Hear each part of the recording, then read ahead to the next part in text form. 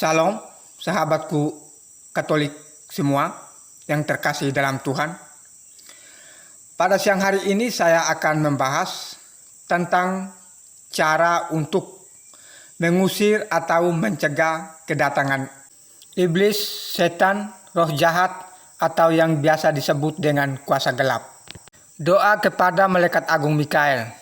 Seperti dalam foto yang kita lihat, Malaikat Agung Mikael sedang melawan iblis yang ingin menyesatkan manusia. Ini doanya cukup pendek ya. Santo Mikael, Malaikat Agung, belalah kami dalam pertempuran. Jadilah pembela kami dalam melawan kejahatan dan jerat-jerat setan. Kami berdoa dengan rendah hati, semoga Allah menghardiknya. Ya Panglima pasukan surgawi, dengan kuasa Allah, campakkanlah ke dalam neraka setan dan roh-roh jahat lainnya yang berkeliaran di seluruh dunia untuk merusak jiwa. Amin. Ini sangat ampuh dan juga bisa kita doakan setiap hari untuk melindungi diri kita dari serangan roh jahat. Dan juga doa ini bisa kita doakan di depan saudara-saudara kita yang kerasukan setan. Sangat ampuh ini. Pada dasarnya kita harus doa dengan sepenuh hati. Ini doa yang sangat ampuh. Dan doa yang berikutnya adalah doa koronkan, atau yang biasa disebut dengan doa kerahiman. Doa yang sering didoakan pada jam 3 sore. Doa ini sangat ampuh juga untuk mengusir kuasa gelap. Berikutnya adalah doa rosario. Doa rosario, doa yang sering kita doa setiap bulan 5, bulan 10. Itu juga doa yang paling ampuh untuk mengusir kuasa gelap. Itu pengakuan dari iblis sendiri. Pengakuan itu terjadi saat seorang pastor sedang mengusir setan yang merasuki seorang wanita di daerah mana nih. Waktu itu iblis lewat perantaran wanita yang kena kerasukan itu, dia mengakui bahwa doa rosario adalah doa yang paling ditakuti oleh iblis. Iblis itu mengatakan lewat seorang perempuan bahwa ketika kita mendoakan doa rosario, itu sama halnya kita menampar mukanya iblis. Jadi sangat bagus ya doa rosario untuk mengusir kuasa gelap. Yang berikut, di dalam rumah kita harus memiliki gambar-gambar kudus, seperti gambar Bunda Maria, Tuhan Yesus, atau salib. Itu harus. Yang berikut, air suci.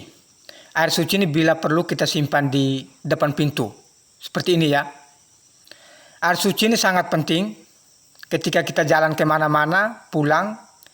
Sebelum masuk rumah, usahakan kita membasuh tangan, kaki kita dengan percikan air suci.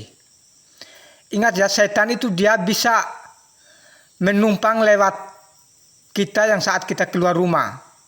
Biasanya kalau di rumah-rumah kita macam ada anak-anak yang masih bayi, biasanya anak-anak itu menangis tanpa sebab. Bukan hanya 1-2 malam, kadang sampai berminggu-minggu, ada yang sampai berbulan-bulan. Itu penyebabnya adalah di dalam rumah kita itu ada roh halus. Kita tidak melihat, hanya anak-anak itu melihat. Mereka diganggu, makanya mereka menangis. Jadi air suci itu harus ada dan sangat penting. Karena di saat kita keluar rumah, kita pulang, kita masuk rumah, kita harus membasuh kaki tangan, sandal, harus kita basuh, baru kita masuk ke dalam rumah. Kalau tidak, iblis bisa membonceng lewat kita ke dalam rumah dan bisa mengganggu anak-anak kita. Jika anak-anak kita menangis tanpa sebab sampai berminggu-minggu setiap malam, hal-hal yang kita lakukan adalah kita berdoa dengan memegang air suci. Terus kita percikan air suci dari dalam kamar, setiap kamar dalam rumah. Terus kita percik di keliling rumah. Kita percik sambil berdoa, doa kepada Malaikat Agung Mikael. Atau jika kita tidak hafal, kita bisa doa koronkan. Kalau tidak hafal juga, kita bisa berdoa Bapa Kami dan Salam Maria. Kita lakukan selama percikan itu ya. terus berdoa. Atau bisa juga kita menggunakan seperti kata-katanya Tuhan Yesus di dalam kitab suci saat dia mengusir setan. Kita bisa mengatakan, "Hai iblis, dalam nama Tuhan Yesus, enyahlah dari dalam rumah tangga kami." Sekian dari saya Bapak Ibu, semoga ini bermanfaat buat kita semua. Semua ini jika kita lakukan dengan sepenuh hati, dengan penuh iman, dengan kerendahan hati, semua ini sangat membantu. Terima kasih, sampai jumpa, selamat siang.